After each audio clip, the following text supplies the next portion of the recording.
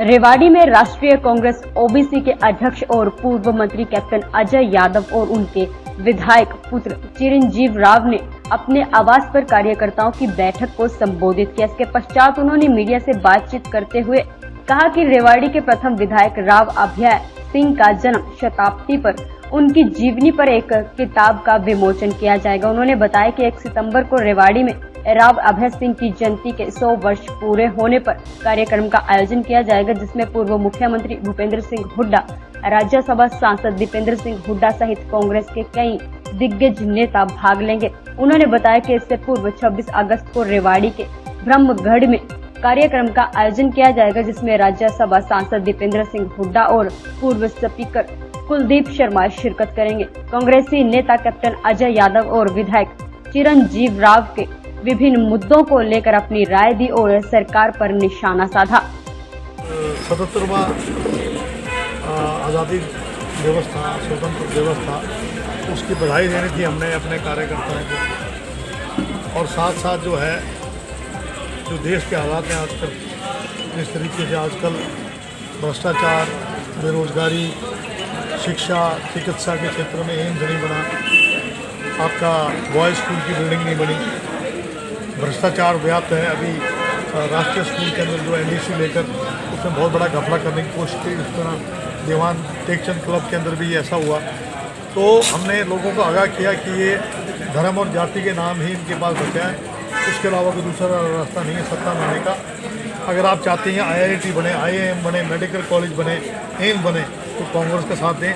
दूसरे मेरे पिता स्वर्गीय राव अभय सिंह जी की जीवनी के ऊपर एक किताब 1 सितंबर को निकल रही है, उसके ऊपर हम लोग जो है हम लोगों ने लोगों को इनवाइट किया है।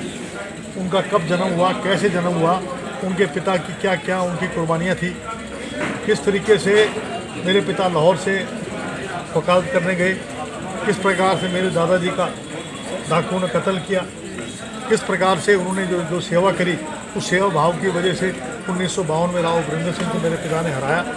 तो मेरा कहने का मकसद ये है, उनकी जो 52 से 62 तक वो विधायक रहे। 1959 में बहुत सारे हमारे यहाँ पर फिरोज गांधी जी आए थे, हमारे कार्यकर्ताओं पर अत्याचार हो रहा था, उनको जुल्म हो रहे थे। 1961 पे उनकी शिकायत के ऊपर गवर्नर जो उस टाइम गार्डगिरी थे, उन्होंने बर्खास्त किया राव वीरेंद्र सिंह को, और ये देश के इतिहास में पहला मंत्री था जिनको डिसमिस किया था। वो भी सारा विवरण जो है, वो जो आपकी प्रोसीडिंग है उस पर एडजॉर्न मोशन आया, वो मेरे पास है डिटेल के अंदर। और मेरे पिता की टिकट काट दी 1967 के अंदर। 62 में चुनाव इसलिए हार गए मेरे पिता कि वो मंत्री नहीं बन पाए। वो उनको डिप्टी मिनिस्टर बनाना चाह रहे थे, मैंने इनको बर्खास्त किया। तो उन्होंने कहा मुझे मिनिस्टर बनाओ फुल फ्लेज, जिसके लिए कैरो साहब ने उनके साथ विश्वासघात किया। और 1967 में जब ये आपके भगवत शर्मा बने और मेरे पिता जो है चुनाव हार गए थे 67 में बाई जी के मुकाबले में, तो पहली सरकार जो गिराई कांग्रेस की, वो भी राव वीरेंद्र सिंह ने गिराई थी। 9 महीने के लिए केवल मुख्यमंत्री रहे और 9 महीने बाद जो है मंत्री राज सत्ता में रहे। कैप्टन साहब, शायद नूह का जो मामला है एक साजिश है। आप बताइए, पिछली बार 2000 पुलिस वाले वहाँ खड़े किए थे, इस बार जब इनको मालूम था यहाँ पर खड़ा है, उसका मकसद है 2 हमारे कार्यक्रम आने वाले समय के अंदर हम लोग करने जा रहे हैं। पहला तो हमारे दादाजी स्वर्गीय राव अभय सिंह, जिनका 100वां जन्मदिन 1 सितंबर को है, उनकी किताब का विमोचन करने हम लोग जा रहे हैं, जिसके अंदर पूर्व हमारे मुख्यमंत्री भूपेंद्र सिंह हुड्डा जी उस कार्यक्रम के अंदर शिरकत करेंगे। उसके अलावा हमारे कैप्टन अजय सिंह यादव जी और भी बहुत सारे देश और प्रदेश के अलग अलग पार्टियों से हम लोगों ने नेताओं को वहाँ पर बुलाया है और बहुत जल्द उसके बारे में भी हम आपको जानकारी दे देंगे। उसके अलावा 26 अगस्त को ब्राह्मण समाज द्वारा ब्रह्मगढ़ के अंदर एक कार्यक्रम ब्राह्मण समाज द्वारा किया जा रहा है, जिसकी शिरकत हमारे जो सांसद हैं दीपेंद्र हुड्डा जी, वो उसके अंदर करेंगे। कैप्टन अजय सिंह यादव जी, हमारे पूर्व स्पीकर कुलदीप शर्मा जी और भी समाज के और पार्टी के वरिष्ठ नेता जो ब्राह्मण समाज से संबंधित हैं, वो लोग उस कार्यक्रम के अंदर आएंगे। इसी जो कार्यक्रम थे उसके लिए हम लोगों ने आज मीटिंग रखी थी। देखिए, मुझे लगता है बड़े ही दुख की बात है कि हमारे आशा वर्कर भी आज आप देखते हैं उन्होंने कितना काम कोविड काल के दौरान भी किया, कितना वो मेहनत पूरे दिन करीबन 12-14 घंटे काम वो करती हैं, उसके बाद उनको 4,000 रुपये केवल मात्र मिलना मुझे लगता है बहुत दुखद है।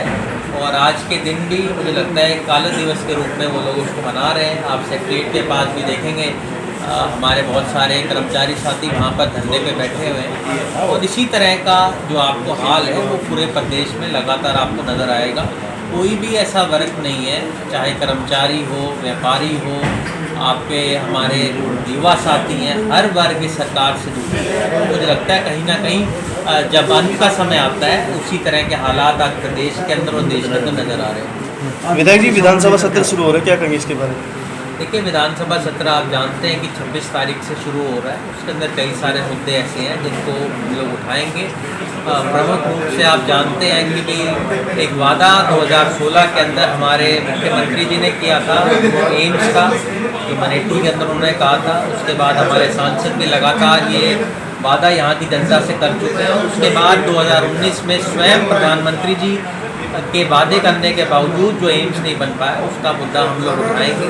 बस स्टैंड जो रेवाड़ी और धारड़ा का नहीं बन पाया है, उसके लिए बढ़ता भ्रष्टाचार जो आज पूरे प्रदेश के अंदर है, उसके अलावा जो गंदे पानी की समस्या जो मुख्यमंत्री जी के सामने आने के बावजूद भी आप देखिए उसकी जो तीव्रता है वो दुगनी हो गई है। तो मुझे लगता है कहीं ना कहीं आपके जो अधिकारी हैं उनकी कितने लगाम आज प्रदेश के मुख्यमंत्री की है वो हम सबके सामने, आप लोगों ने भी देखा होगा कि लगातार काला पानी जो है वो धारवाड़ा के अंदर आ रहा है। उससे पता चलता है कि मुख्यमंत्री के आने के बाद भी अगर उसकी कोई सुध लेने वाला नहीं है तो आप समझ सकते हैं ये सरकार किस तरह से हाशिए पे चली गई है। देखिए, मुझे लगता है किसी भी नेता को अपने जब शब्दों का चयन करना चाहिए, बड़े सोच समझ कर करना चाहिए, और मुझे लगता है कहीं ना